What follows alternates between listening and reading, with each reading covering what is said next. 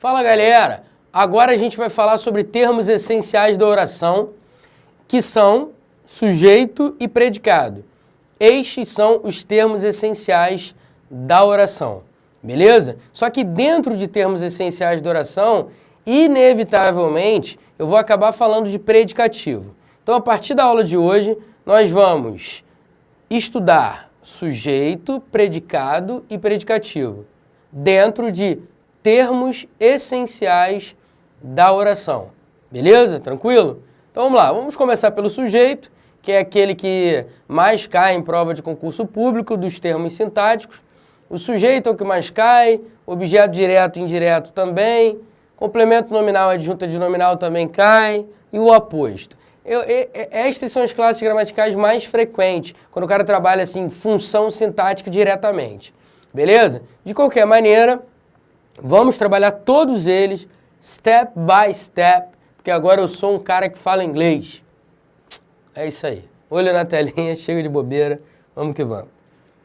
Os termos essenciais da oração são chamados assim porque, em tese, normalmente, 99% das vezes, as orações são formadas por sujeito e predicado. Então, a gente diz que os termos essenciais são sujeito mais predicado. Beleza? Vamos entender primeiro o conceito de sujeito, depois a gente pula para predicado, sem pressa, vamos que vamos. Número 1, sujeito. O que é o sujeito e como identificar o sujeito dentro de uma oração?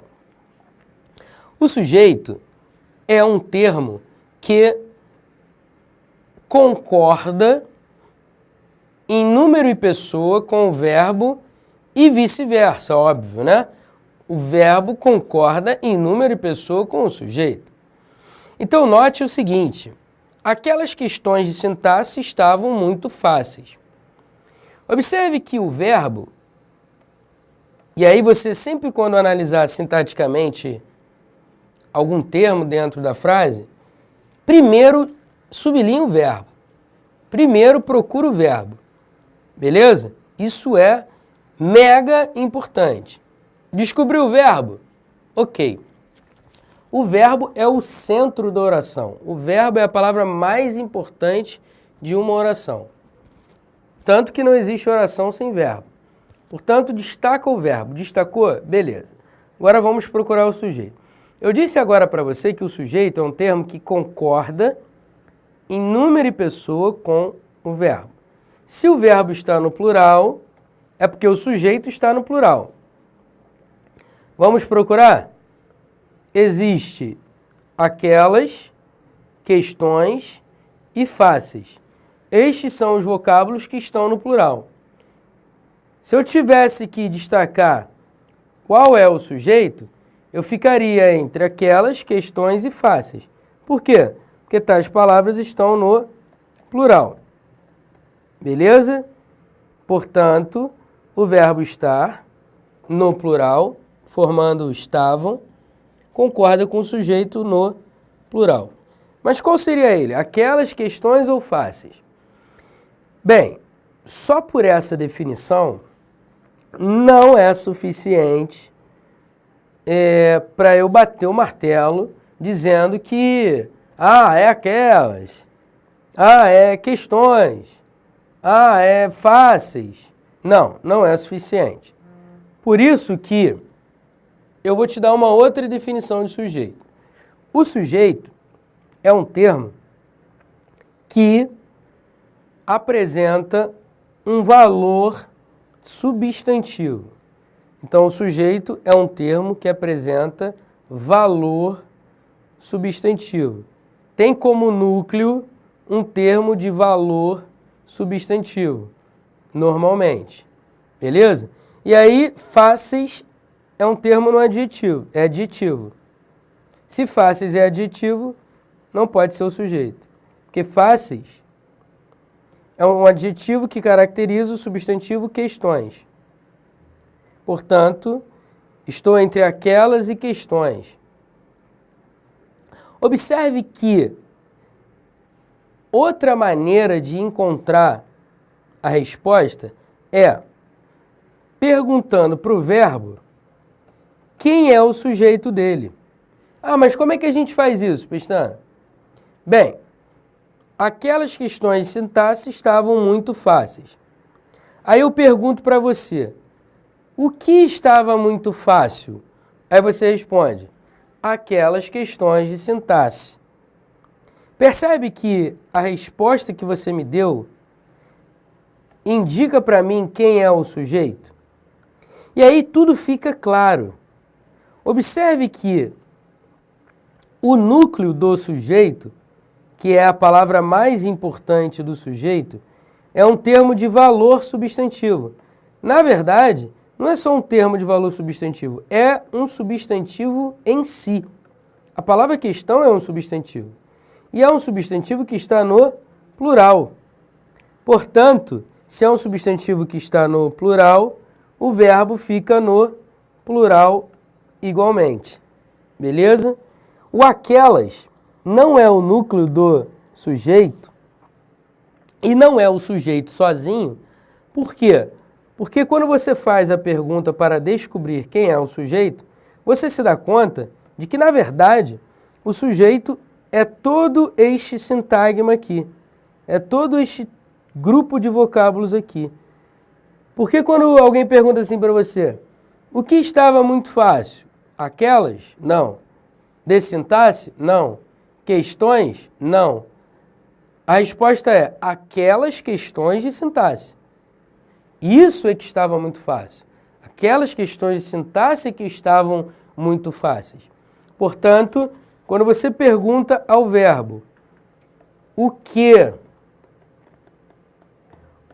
ou quem, quando você faz essa perguntinha ao verbo, você descobre quem é o sujeito.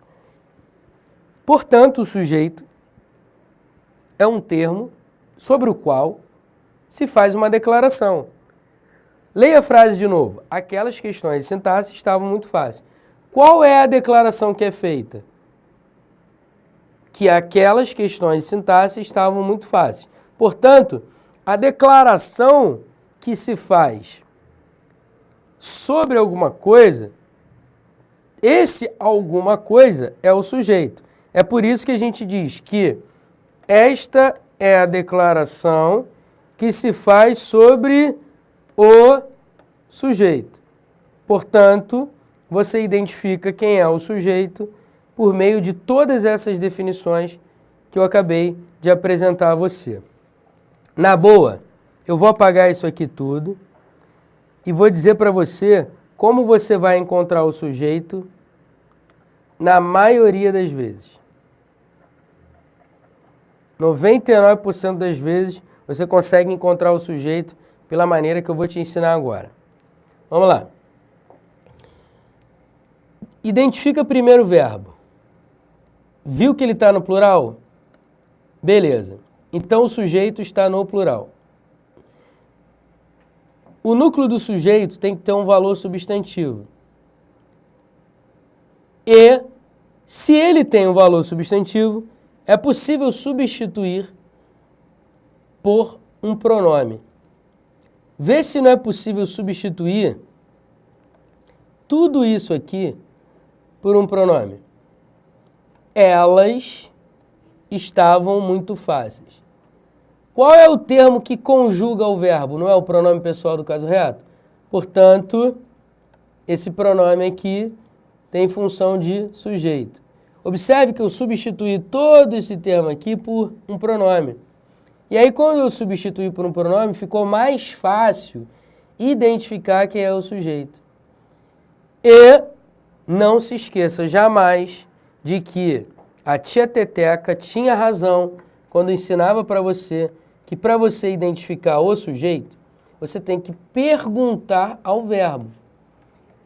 Aquelas questões de sintaxe estavam muito fáceis. O que estava muito fácil? Resposta: aquelas questões de sintaxe. Ou seja, elas estavam muito fáceis. Tranquilo? Você se sente capaz de encontrar o sujeito dentro de uma frase? Bem, eu espero que sim. É óbvio que esta frase que eu mostrei aqui para você é tranquila. fácil, outras frases são mais complexas. E aí, por serem complexas, a gente precisa tomar cuidado, olhar com calma e por aí vai. Daqui a pouco eu te mostro uma frase complexa.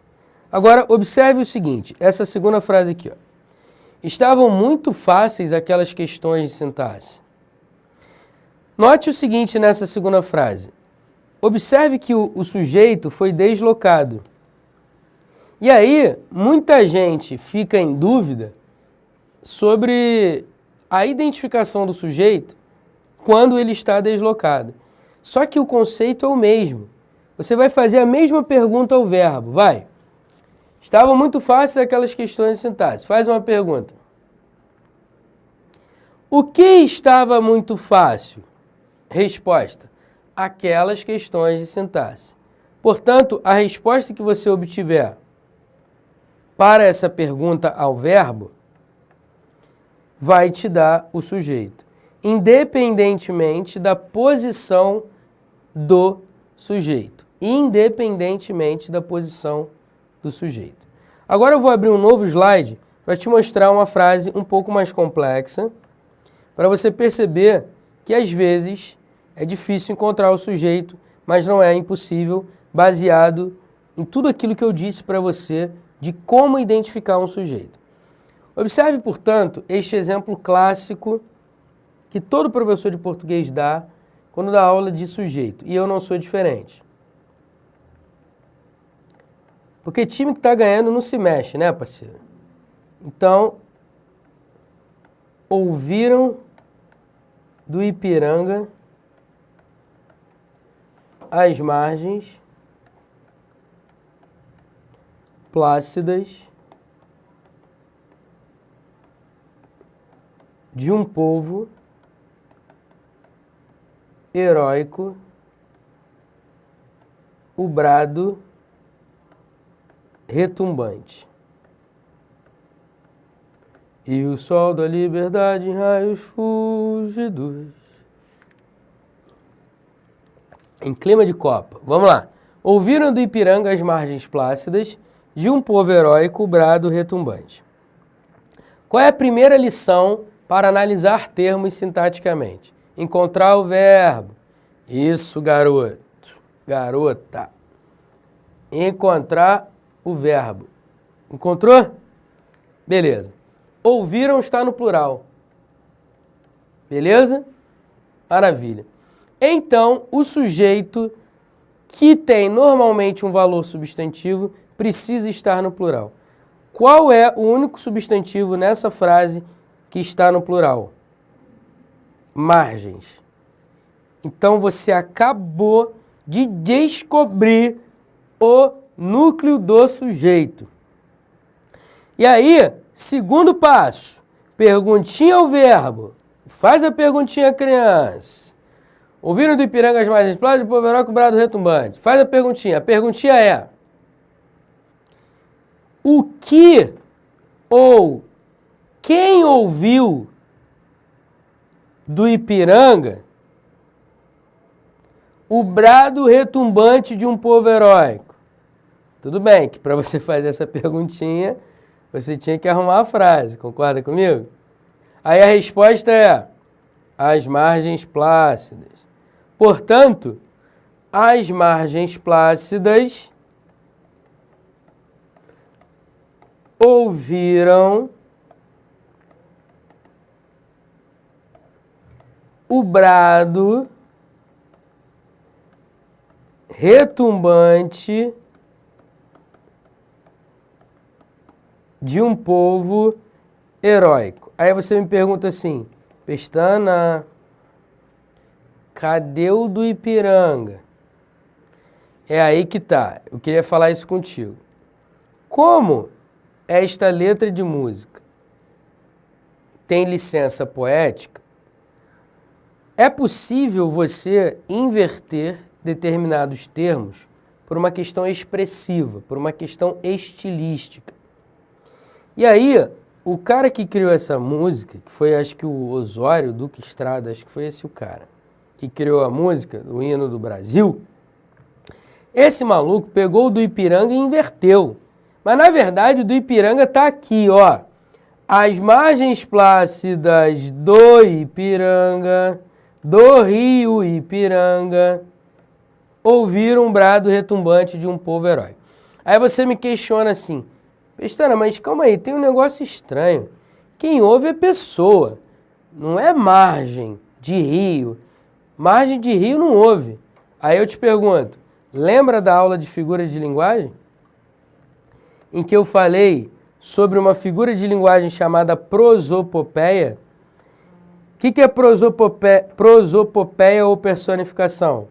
A prosopopeia ou a personificação é uma figura de linguagem que indica o seguinte: um ser inanimado, as margens, apresentam característica de ser animado, de ser humano. Então, quando você diz as margens plácidas do Ipiranga ouviram, você está atribuindo uma característica humana a um ser que não é humano. Portanto, o sujeito é as margens plácidas do Ipiranga. Tranquilo? Beleza? Maravilha. Eu poderia dizer também que ocorre metonímia. Por que metonímia, Pestana? Porque, na verdade, eu poderia interpretar assim, quer ver? Ó? As pessoas que estavam às margens do rio Ipiranga é que ouviram o brado retumbante de um povo herói. Só que aí, o cara que criou essa letra, ele pensou, pode ter pensado numa metonímia. Em outras palavras, trocou as pessoas que estavam às margens pelas margens. Ou seja, fez uma substituição de uma parte pelo todo. Tudo bem? Show de bola. Maravilha. Este exemplo aqui é sensacional, né? Para encontrar o sujeito. Todo mundo erra sempre, mas você não vai errar mais, porque agora você descobriu quem é o sujeito. Beleza? Show de bola. Vamos voltar ao capítulo de sujeito, a parte de sujeito. Então vamos lá. O sujeito é facilmente identificado a partir das definições que eu te dei. Eu espero que você tenha mais facilidade. Vou te dar um exemplo bobinho aqui, só para fechar, só para eu ficar feliz, porque minha cabeça fica pensando assim, pô, seria bom se eu pudesse explorar todas as possibilidades no curso de gramática, mas infelizmente eu não posso fazer isso, senão o curso fica muito extenso, fica cansativo, perde a dinamicidade, enfim, você acaba cansando e largando no meio do caminho. Para que isso não aconteça, eu gosto de trabalhar de uma maneira dinâmica, tá certo? Por isso que esse curso vai ter algo em torno de 100 aulas. Mas vamos lá, eu não posso deixar de falar algumas coisas. Olha só essa frase. Vale muito a pena estudar. Vale muito a pena estudar. Aí você pensa assim, beleza, Pestana, já sei. É preciso encontrar o verbo. Tem o verbo valer e tem o verbo estudar.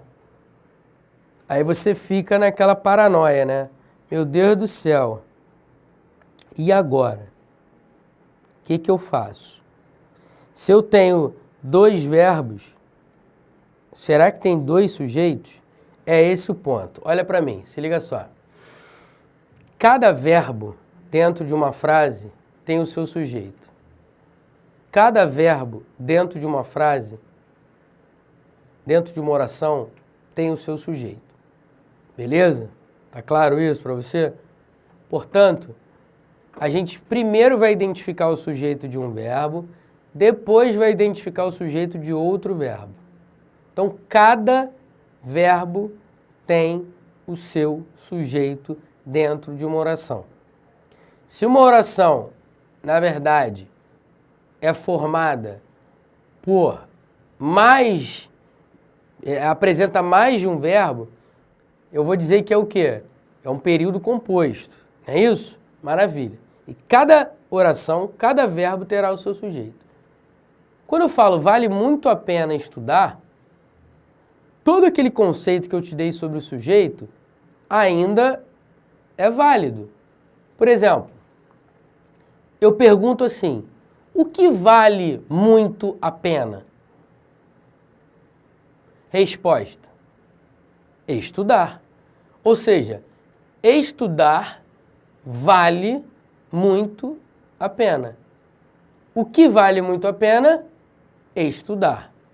Beleza? Portanto, estudar é o sujeito do verbo valer. Aí você me pergunta assim, pô, Pestana, mas um verbo pode ser sujeito de um verbo? Um verbo pode ser sujeito de um verbo quando esse verbo está no infinitivo. É por isso que a gente chama o infinitivo de forma nominal do verbo, porque ele se comporta como um substantivo. Beleza? Tranquilo? Então, olho na telinha, vem comigo. Pergunta: o que vale muito a pena? Resposta: estudar. Portanto, estudar é o sujeito do verbo valer. Ah, eu tinha pensado que era a pena. A pena vale muito estudar. Ih, Pestana, ficaria estranha essa frase, agora que eu percebi. É, realmente, olha como ficaria estranha. A pena vale muito estudar. Percebe que o sentido da frase não é esse? Quando você diz vale muito a pena, você quer dizer que vale muito o sacrifício, a pena. Então, a pena equivale ao sacrifício. Estudar vale muito a pena. Beleza? Vale muito o sacrifício. Tranquilo? Show de bola. Então, meu camarada, vamos lá. Vamos identificar aqui quem é o sujeito. O sujeito é apenas estudar, sujeito do verbo valer. Beleza? É só fazer a perguntinha aqui ao verbo valer e você descobre quem é o sujeito. Então, cuidado. Às vezes o sujeito pode estar representado por um verbo no infinitivo. Tudo bem? Eu vou falar mais sobre isso quando eu chegar em capítulo de orações. E aí você vai entender que a coisa é um pouco mais ampla. De qualquer maneira, até lá você já vai estar preparado para descobrir o que você quiser sobre o sujeito. Show de bola? Beleza? Maravilha. Aí você me pergunta assim, só para finalizar. Pestana, mas se cada verbo tem o seu sujeito, qual seria o sujeito do verbo estudar? Bem, o sujeito do verbo estudar não está explícito na oração. Quando você diz estudar vale muito a pena, percebe a ideia de generalização? A ideia de que qualquer pessoa, alguém estudar vale muito a pena? Percebe que o sujeito do verbo estudar não está determinado? Está indeterminado? Não tem como eu determinar? Porque dá uma ideia de generalização? Então, nesse caso, você vai dizer que o sujeito de estudar está indeterminado. Fica tranquilo que quando chegar na parte de sujeito indeterminado, eu vou voltar a usar um exemplo parecido com esse. Por enquanto, eu só queria apontar para você que o sujeito de valer é um verbo no infinitivo.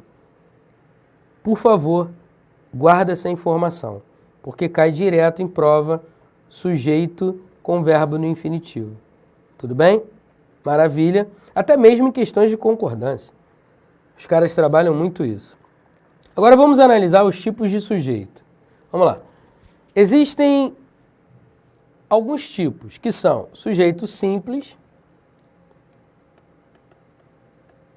Aqui eu vou falar de sujeito simples e sujeito oculto. Aqui eu vou falar sobre sujeito composto. E mais à frente eu vou falar sobre os outros tipos de sujeito. Beleza? Então existe o sujeito simples, o composto, oculto, indeterminado e o sujeito inexistente. Segura a onda que a gente vai falar sobre eles devagarzinho. Primeiro vamos falar sobre o sujeito simples. O sujeito simples é aquele que apresenta apenas um núcleo. Enfim, alguém resolveu aquela questão. Observe que quem resolveu aquela questão? Alguém. Então, o vocábulo alguém é o sujeito simples. E por que é simples? Porque tem um núcleo só. Quem resolveu aquela questão? Alguém. Eu não sei quem, mas eu sei que foi alguém. Beleza? E aí, quando você tiver um núcleo explícito,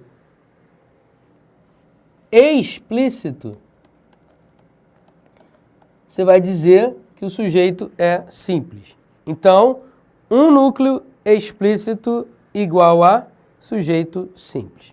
Agora, observe a segunda frase. Resolveste aquela questão? Note que o sujeito do verbo resolveste só pode ser o tu. Porque quando a gente conjuga o verbo resolveste, ele está na segunda pessoa do singular. Portanto, o sujeito só pode ser tu. Tu resolveste aquela questão, mas observe que a frase não apresenta o tu de maneira explícita. Ele não está explícito. Ele está o quê? Implícito. Se o tu está implícito, você vai dizer que o sujeito é um sujeito implícito ou um sujeito oculto. Beleza? Alguns gramáticos vão dizer que se trata de um sujeito desinencial. Por que desinencial? Porque pela desinência do verbo, a gente descobre quem é o sujeito. Alguns gramáticos vão dizer que é um sujeito elíptico. O que seria um sujeito elíptico? É um sujeito implícito. Ou seja, é um sujeito que está oculto na frase. Tudo bem? Eu gosto da visão simples do Celso Cunha, que diz que o sujeito é oculto. Por quê? Porque ele está oculto, ponto final. Beleza? Não tem muito o que dizer. Os gramáticos mais moderninhos dizem que todo sujeito oculto é, na verdade, um sujeito simples. Bem, não é isso que eu vejo cair em prova. Eu vejo cair em prova sujeito simples e sujeito oculto. É isso que eu vejo cair em prova. Portanto, vou trabalhar essa nomenclatura aqui. Beleza? Maravilha. Não resolva esta questão ainda. Cuidado com essa frase aqui. Cuidado. Observe só. Não resolva esta questão ainda. Toda vez que o verbo tiver no imperativo, o sujeito... Toda vez não, normalmente. Normalmente, quando o verbo estiver no imperativo, como é o caso aqui, ó, imperativo negativo, não resolva. O verbo está no imperativo. Normalmente, quando o verbo está no imperativo, o sujeito dele está oculto. Normalmente. Portanto, cuidado com o verbo no imperativo. Viu o verbo no imperativo, normalmente o sujeito estará oculto. Portanto, não resolva você esta questão ainda. Então, qual é o sujeito do verbo resolver? Você, que está oculto na frase. Tudo bem? Beleza? Portanto, cuidado com o sujeito simples e com o sujeito oculto. O sujeito composto é tranquilo. É tranquilo porque o próprio nome diz o que ele é, né, cara? Se ele é composto, é porque ele tem mais de um núcleo. Observe só. Conversavam animadamente o professor e o aluno. Ou conversava animadamente o professor e o aluno. Note que quem conversava animadamente? Resposta: o professor e o aluno. Logo, o professor e o aluno é o sujeito composto. É composto porque tem mais de um núcleo explícito. Mais de um núcleo explícito. Agora, eu queria chamar a atenção para algo relacionado à concordância, que cai também direto em prova. O verbo, quando vier antes do sujeito composto, poderá ficar no singular, concordando com o núcleo mais próximo. Ou poderá ficar no plural, concordando com ambos os núcleos. Beleza?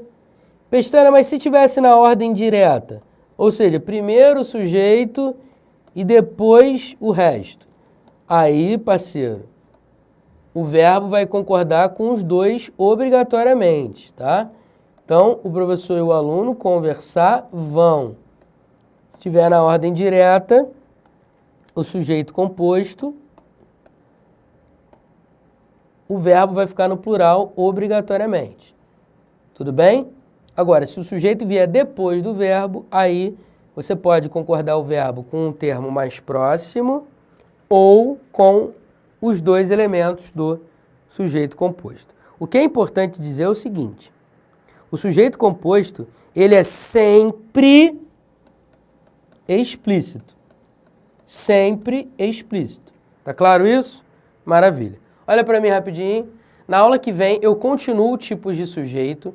Eu quero que você revise essa aula. Eu quero que você faça questões. Eu quero que você absorva a sua capacidade de reconhecer o sujeito. Beleza? Brasil, daqui a pouco a gente volta.